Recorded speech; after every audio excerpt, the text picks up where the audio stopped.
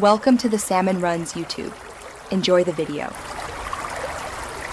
In this video, I will explain how to change a door mechanism. First, gather your essential tools, including a Phillips head screwdriver, a flathead screwdriver, pliers, and the new door mechanism. Make sure the door is open and securely propped to avoid any unexpected movement. It's also helpful to take a quick photo of your current setup. This visual reference can be incredibly useful when you're putting everything back together, ensuring a smooth and efficient process. Now, let's remove the old mechanism.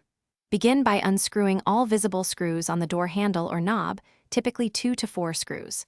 Once loosened, carefully pull the handle or knob components away from both sides of the door. Next, move to the door's edge and remove the 2 screws holding the latch plate in place. With these screws out, you can gently pull the entire old latch mechanism straight out of the door's mortise. This step should be straightforward. With the old mechanism removed, it's time to install the new one. Carefully slide the new latch mechanism into the opening in the door's edge, ensuring it's oriented correctly. Secure the new latch plate with its 2 corresponding screws, tightening them firmly but not excessively.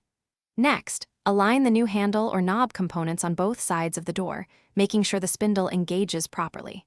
Finally, fasten the handle or knob with its screws, typically 2 to 4, ensuring a secure and stable fit. After installation, it's crucial to test your new door mechanism thoroughly. Open and close the door several times, checking that the latch fully retracts and extends smoothly into the strike plate. Operate the handle or knob to ensure it turns freely and returns to its original position without any sticking or excessive play. If needed, make minor adjustments to the screw tightness.